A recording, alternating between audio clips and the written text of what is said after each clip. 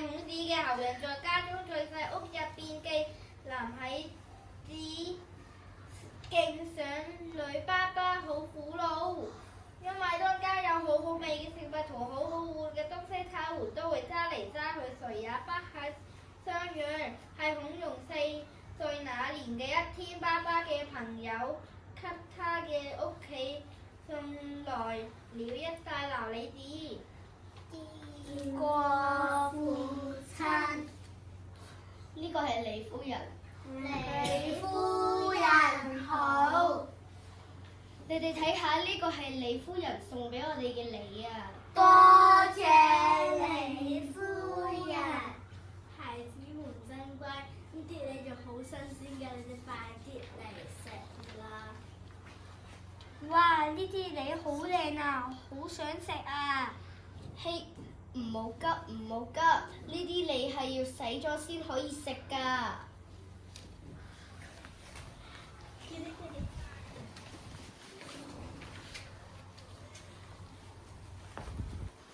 啲梨可以食啦。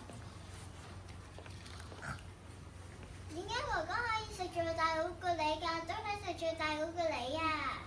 因為我年紀最大啊！唔公平啊！點解哥哥可以拎最大嗰個梨㗎？我都想食最大嗰個梨啊！姐姐，你既然覺得唔公平，咁你點樣分先公平啊？我覺得我係女孩子，而我又係姐姐，我應該食最大嗰個梨先啊！我食最大，我食最大，我食最大，我食最大，我食最大。哥哥同姐姐喺度鬧緊交，心裏感到很不安。都怪我啦！我冇好好揀嗰啲梨，揀到有大有細嘅梨。李夫人唔好咁講，係我的屋企嘅小朋友唔生性。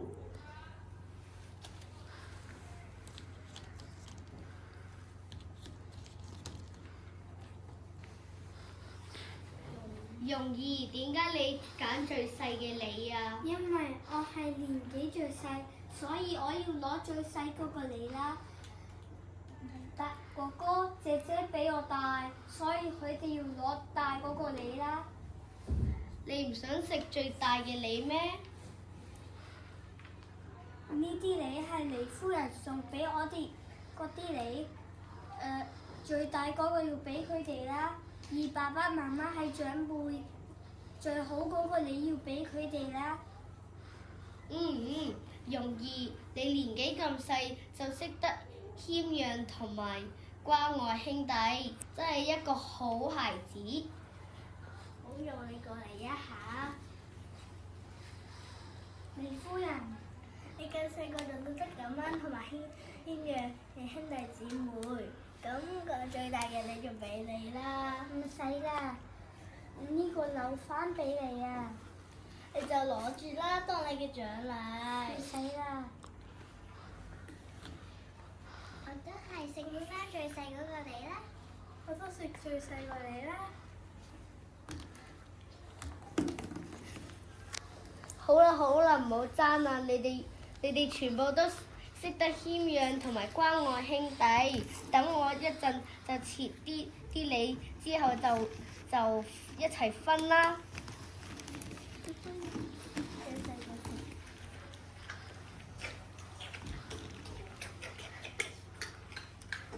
我覺得同大家一齊分享食，比我自己更加開心。我哋要學習孔融，再有一個樂於分享嘅人。故事結束了，讓我們都記住孔融嘅精神，成為樂於人吧。